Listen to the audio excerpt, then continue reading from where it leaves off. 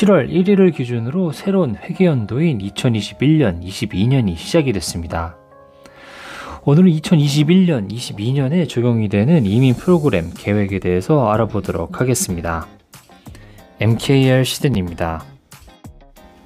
호주 회계연도는 7월 1일부터 다음해 6월 30일까지이기 때문에 보통 호주 연방 예산은 5월에 발표가 되고 이에 맞춰 이민 프로그램 계획이 발표가 되는데요.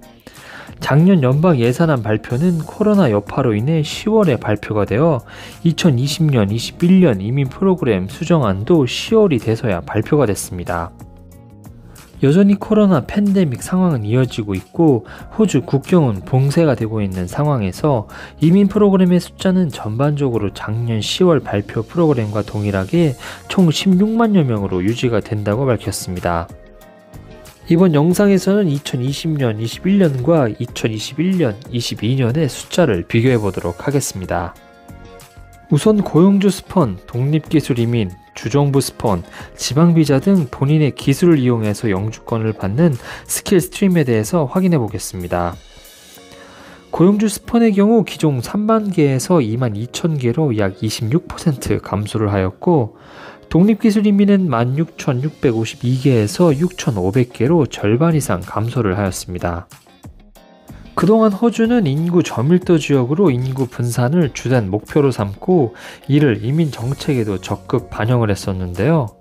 하지만 이와 관련된 주정부 스폰이나 지방비자도 영향을 받아 절반 정도로 숫자가 줄어 각각 11,200개가 발행될 예정입니다. 각 주별로 주정부 스폰 190 비자와 지방비자 491 비자의 노미네이션 할당 숫자를 알아보도록 하겠습니다. 전체 숫자는 주정부 스폰 12,430명, 지방비자 6,860명인데요. 가장 많은 인원을 할당받은 주는 뉴사우스 웨일스주로 각각 4,000명, 3,640명입니다. 다음은 주정부 스폰으로 3,500명을 할당받은 빅토리아주인데요. 491 지방비자의 경우 단 500명만이 할당을 받아 적은 숫자를 기록했습니다. 다음으로 주정부 스폰 2,600명을 할당받은 남호주주인데요.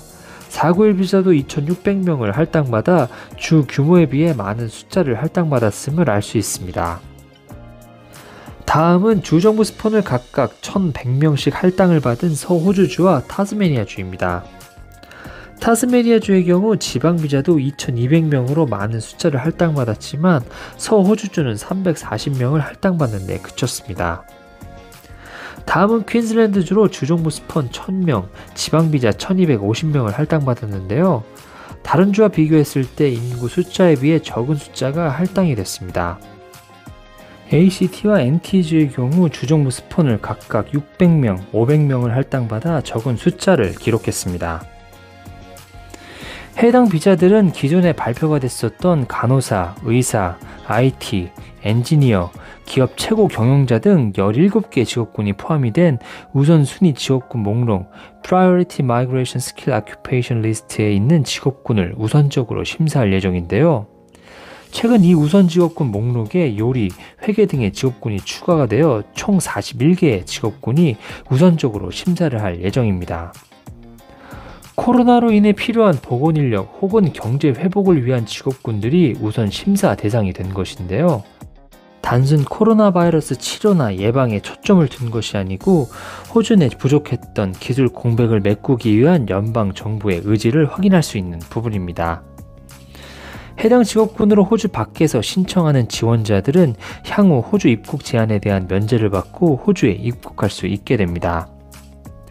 그 외 자금력이 풍부하고 성공적인 사업 경력을 가진 이들에게 비자를 주고 이들이 호주 현지에서 사업체를 열어 운영할 수 있게 하기 위한 사업 투자 비자가 13,500개로 2배 가까이 늘었는데요. 자연스럽게 자금을 유입해 일자리를 창출하기 위함으로 풀이가 됩니다. 검증된 실력을 갖춘 고도의 기술 숙련자들을 위한 글로벌 탤런트 비자는 3배 가까이 늘었는데요. 뛰어난 기술력을 활용하여 산업을 이끌어 나갈 전망입니다. 이처럼 연방정부는 경제 회복을 중요한 목표로 삼고 이를 위해 사업 투자 비자와 글로벌 탤런트 비자 프로그램 그리고 고용주 스폰 비자를 가장 우선순위로 두고 심사할 것이라고 밝혔습니다. 종합적으로 보면 스킬스트림의 경우 전체적으로는 약 26%가 감소한 약 8만 개 정도의 영주권이 발행될 예정입니다.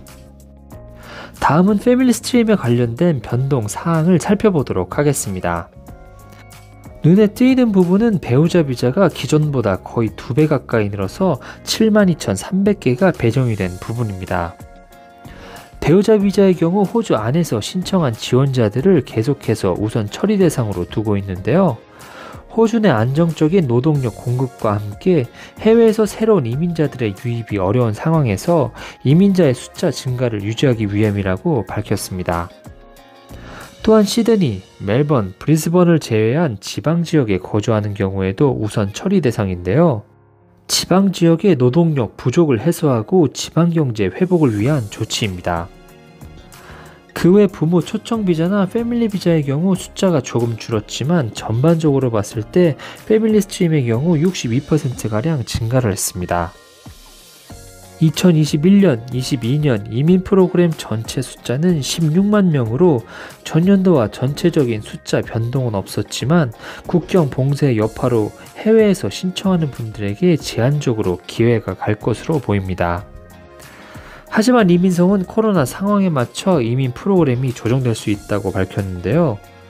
올해 말까지는 호주 국민들 전체를 대상으로 1차 접종을 마무리하겠다는 정부 계획이 있고 백신 접종률에 따라 국경 개방 속도를 조절하겠다는 정부 발표가 있었던 만큼 2022년도 초부터는 해외에서 계신 분들에게도 조금씩 기회가 늘어날 것으로 전망이 됩니다.